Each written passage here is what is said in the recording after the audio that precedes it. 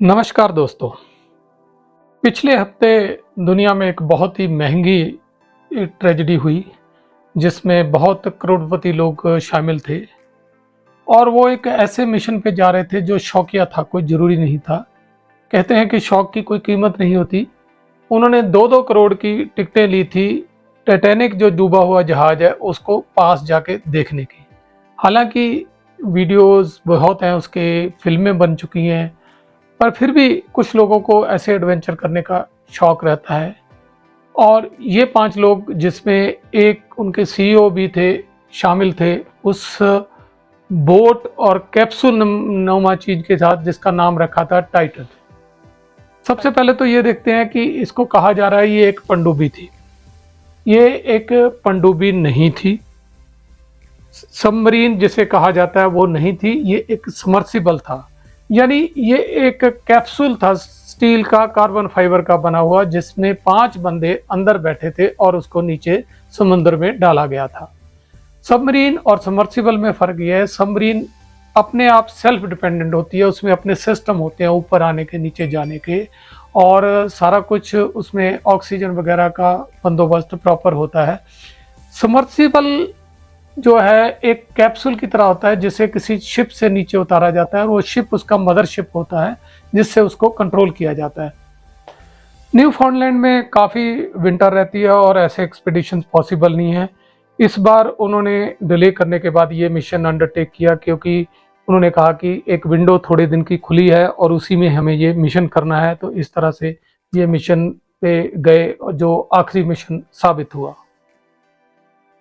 हाँ जी, अब देखते हैं जो टाइटन नाम की सबमर्सिबल थी कैसे उसकी जर्नी शुरू हुई। ये ओशन गेट नाम की एक कंपनी थी जो लोगों को इस तरह ओशन टूरिज्म कराती थी। ये इसकी तीसरी विजिट थी। काफ़ी विजिट कैंसिल भी हो चुकी हैं, कुछ कोर्ट केसेस भी चल रहे थे कि रिफंड नहीं दिया। $2.5 लाख की एक टिकट थी इस तरह बीच से समुद्र में जाके टाइटैनिक का मलबा देखने की। अब टाइटैनिक जहाज है तकरीबन 700 किलोमीटर दूर है सेंट जॉन पोर्ट से, नॉर्थ अटलांटिक ओशन में डूबा हुआ, और तकरीबन वो जो है 12,000 फुट नीचे पानी के अंदर है। तो कम से कम जो 13,000 फुट तक जा सकती है, ऐसी ही कोई चीज़ उसके पास पहुंच सकती है। इस सबमर्सिबल को पोलर प्रिंस नाम के जहाज़ से कनाडा से ले जाया गया और जहाँ पे टाइटैनिक जहाज जो करीबन 700 किलोमीटर दूर है वहाँ से इसको नीचे उतारा गया। पूरी तैयारी के साथ उतारा गया। 96 आवर्स की इसकी जो है ऑक्सीजन लिमिट थी।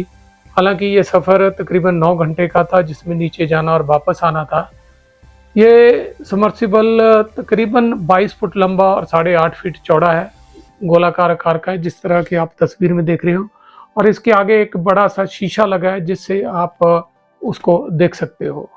हैरानी की बात थी कि उसमें कोई ऐसी कंफर्टेबल चीज़ नहीं थी, जैसा कि हम तकरीबन साइज अगर देखें तो एक ट्रैक्टर की ट्रॉली से भी छोटा था, और उसमें तो आप नीचे थोड़ा घास फूस रख सकते हैं। इसमें सिर्फ नीचे एक गद्दा था और बैठने की ओरिएंटेशन इस तरह थी कि एक ही आदमी सिर्फ अपनी टांगे सीधी कर सकता था। तो बहुत कठिन सफ़र था और ऐसा जोखिम इतने करोड़पति लोग उठा रहे थे।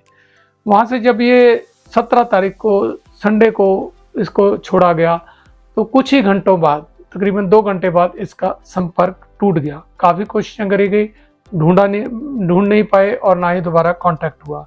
जैसे जैसे समय बीतता गया तो ये बिल्कुल क्लियर हो गया था कि अब जो यात्री हैं उनके बचने की कोई उम्मीद नहीं है, और ऐसा ही हुआ। आखिरकार वो खबर आ गई और इसका मलबा ढूंढ लिया गया। मलबा 1600 फीट आगे मिला जो टाइटैनिक जहाज के मलबे से है, यानी उससे भी और ज़्यादा आगे ये सबमरीन जा चुकी थी और बिल्कुल तबाह हो चुकी थी। अब देखते हैं कि कौन कौन लोग इसमें सवार थे और क्या उनका एक्सपीरियंस था। ओशन गेट जो सबमर्सिबल थी उसमें 5 लोग सवार थे। बहुत छोटा सा साइज है इसका, अगर देखा जाए तो 22 फुट लंबा और 8.5 फीट चौड़ा इसको है। बैठने की बहुत तंग जगह है, जैसा कि हम कॉन्फ़िगरेशन में दिखा रहे हैं। सिर्फ एक आदमी अपनी टांगें सीधी कर सकता है और इस लंबे सफ़र में खड़े होने की या लेटने की बिल्कुल ही गुंजाइश नहीं है। यहाँ पे जो 5 यात्री थे उसमें खुद इनके सीईओ ओशन गेट के इसको ड्राइव कर रहे थे। आइए देखते हैं कि यात्रियों की प्रोफाइल के ऊपर एक झलक मारते हैं कि किस तरह के लोग थे। इसके ऊपर पहले यात्री थे जो पॉल हेनरी थे, काफ़ी एक्सपर्ट थे, जो 33 बार वहाँ पे टाइटैनिक पे जा चुके हैं अलग अलग मिशन पे, और उन्होंने ही इसको मलबा ढूंढने के उनके पास राइट्स थे और इसको डिस्प्ले करने के भी, जो उसके आर्टिफिश यानी पार्ट्स बाहर लाके डिस्प्ले किए जाते हैं उनके फुल राइट्स उन्हीं के पास है। तो काफ़ी एक्सपीरियंस थे। अगर एक्सपीरियंस की तरफ से देखें तो डाइवर भी थे और सर्विस बैकग्राउंड भी से थे और काफ़ी एक्सपर्ट थे इस मामले में। उसके बाद दूसरे नंबर पर थे स्टॉकटन रश, जो ओशन गेट कंपनी के सीईओ थे, वो खुद इसको ड्राइव कर रहे थे।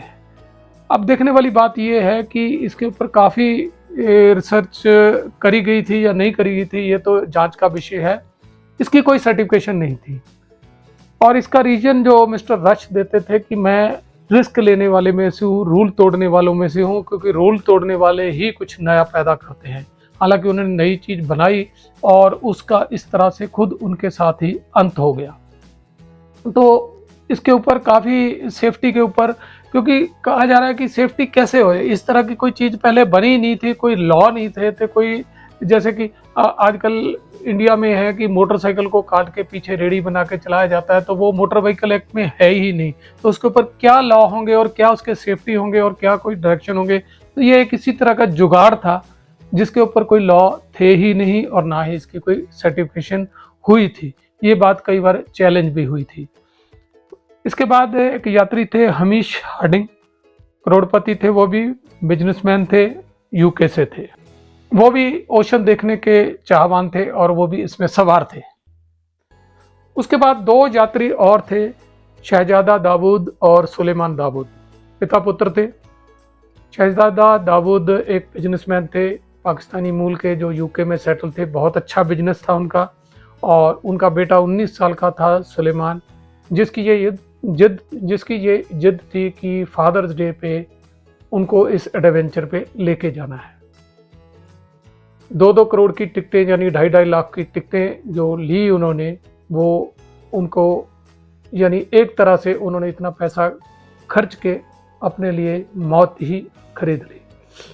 हालांकि शहजादा दाऊद कोई एडवेंचर लविंग नहीं थे, बिजनेसमैन थे, पर अपने बेटे की जिद के आगे उनकी एक ना चली और उन्होंने इसमें जाने के लिए अपनी सहमति दिखा दी। और ये यात्रा उनकी दोनों की एक आखिरी यात्रा साबित हुई। यहाँ एक चीज़ और हैरानी की बात आई, जैसा कि मैंने पहले कहा कि ये एक तरह से जुगाड़ था कार्बन फाइबर का बना हुआ। कार्बन फाइबर हालांकि बहुत मजबूत होता है, पर आप जज नहीं कर सकते कि अगर कोई गलती हो जाए तो और ये सबमर्सिबल ज़्यादा नीचे चले जाए तो कितना प्रेशर बढ़ जाएगा, उसको ये सस्टेन करेगा या नहीं करेगा।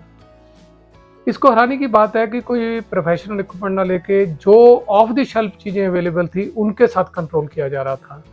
और इसमें जो है एक लॉजिटेक का गेम कंट्रोलर था, जिससे इस तरह से जॉयस्टिक्स के साथ गेम खेलिए, उससे इसको मोड़ने वगैरह का काम जो उससे किया जाता था। तो कोई प्रोफेशनल इक्विपमेंट डिज़ाइन नहीं किया गया था, बल्कि ऑफ द शेल्फ जो मिला उसी को असेंबल करके एक जुगाड़ तैयार किया गया था, जिसको किसी भी तरह की टेस्टिंग के अंदर से नहीं गुजारा गया था। और ये एक भयंकर भूल थी जो इतनी खतरनाक साबित हुई। तो ये थी टाइटन की कहानी, किस तरह से ये बनी, किस तरह से ये अपने मिशन पे गई और किस तरह से वापस ख़त्म हो गई। अब आखिर में देखते हैं कि आखिर हुआ क्या। लोग कहते हैं कि ये फट गई। 2 तरह की चीज़ें होती है, एक एक्सप्लोजन होता है, एक इम्प्लोजन होता है। एक्सप्लोजन में जो चीज़ है बाहर की तरफ फटती है, इम्प्लोजन में अंदर की तरफ फटती है। तो इसके जब चारों ओर प्रेशर बहुत ज़्यादा हो गया तो ये अंदर कोई तरफ को फटी। और ये इस तरह होता है कि जैसे किसी टमाटर के ऊपर में हम हैमर मार दें तो उसके अंदर कोई चीज़ नहीं बचेगी।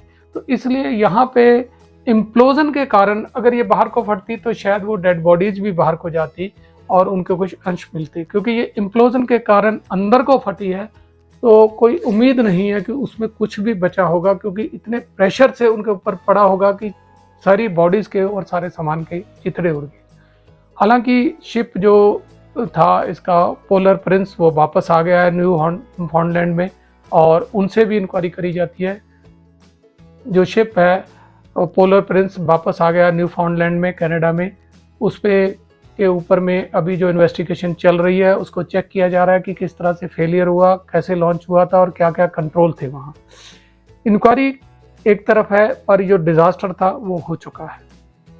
इस तरह के जो डिज़ास्टर होते हैं बहुत कॉस्टली हैं और बहुत सीखने की ज़रूरत है इस तरह से, क्योंकि एडवेंचर की एक लिमिट होती है। जब कोई भी आदमी एडवेंचर की लिमिट को क्रॉस करता है तो सेफ्टी, खासकर अगर वो कमर्शियल ऑपरेशन है तो सेफ्टी बहुत इम्पोर्टेंट होती है, जो इस ऑपरेशन में बिल्कुल ध्यान में नहीं रखी गई। सिर्फ ओवर कॉन्फिडेंस के बहाने इस मिशन को चलाया जा रहा था, जो बहुत बहुत कॉस्टली और जानलेवा साबित हुआ।